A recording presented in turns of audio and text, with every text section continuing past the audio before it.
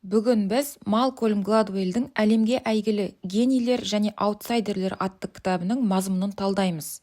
Бұл кітап табысты адамдардың жетістікке қалай жеткенін зерттейді. Автор бізге табыс тек адамның ақылы мен еңбекқорлығына ғана емес, оның туған жері, уақыты, отбасылық тәрбиесі, тіпті қоғамдағы жағдайларға да байланысты екенін дәлелдейді. Сәттіліктің шын бейнесі. Гладуэлл табысты адамдар жай ғана дарынды емес, олар қоғамның, отбасылық тәрбиенің және тарихи жағдайлардың арқасында табысқа жеткенін айтады. Мысалы, канадалық хоккейшілердің көбі бірдей айларда қаңтар, ақпан, наурызда туған. Неге? Себебі оларды кішкентай кезінен бастап іріктеу жүйесіне ерте қосады. Сөйтіп олар көбірек дайындалып, үлкен тәжірибе жинайды. Бұл мысал бізге қоғамдағы жүйе мен уақыттың да маңызын көрсетеді. 10 000 сағат ережесі. Автордың ең танымал теориясы 10 000 сағат ережесі. Яғни, бір істі жақсы меңгеру үшін оған кем дегенде 10 000 сағат уақыт жұмсау қажет. Мысалы, The Beatles тобы Гамбургте жылдар бойы ойнап 10 000 сағат тәжірибе жинаған. Билл Гейтс 13 жасынан бастап компьютерге қол жеткізіп, мыңдаған сағат код жазған. Ол да жай ғана дарынды болған жоқ, оған мүмкіндік пен уақыт берілді.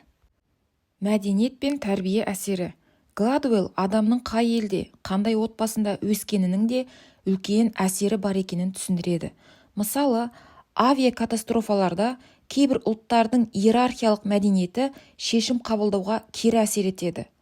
Тағы бір мысал, бай отбасылардың балалары сұрақ қоюға, өз пікірін айтуға үйренеді, ал кедей отбасыларда бала үлкендерді тыңдауға бейім болады. Бұл олардың кейін өзін еркін таныта алмауына әкеледі. Ұрпақ пен қоғам. Гладуэлл кейде адамның туған жылының өзі оның табысына әсер ететінін айтады. Мысалы, белгілі бір жылдары туған адамдар экономика мен технология салаларында жетістікке жетуге көп мүмкіндік алған. Мысалы, Билл Гейтс, Стив Джобс және тағы басқа технологиялық лидерлер бір кезеңде туылған. Олар дәл компьютерлік революция басталған сәтте жас болып, сол толқынмен бірге өсті.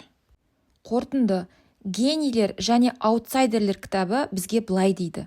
Табыстың артында тек жеке күш емес, уақыт, қоғам, отбасы, мәдениет, мүмкіндіктер жатыр. Сондықтан тек неге мен жетістікке жетпей жатырмын деп емес, қалайша мен өз ортамды, уақытымды пайдалана аламын деп ойлау керек. Негізгі ойлар: табыстың артында кездейсоқтық емес, заңдылық бар. Мүмкіндіктер кез келген адамның қолынан келмейтін нәрсе емес. 10 000 сағаттық еңбек пен жүйелі дайындық табысқа апаратын жол.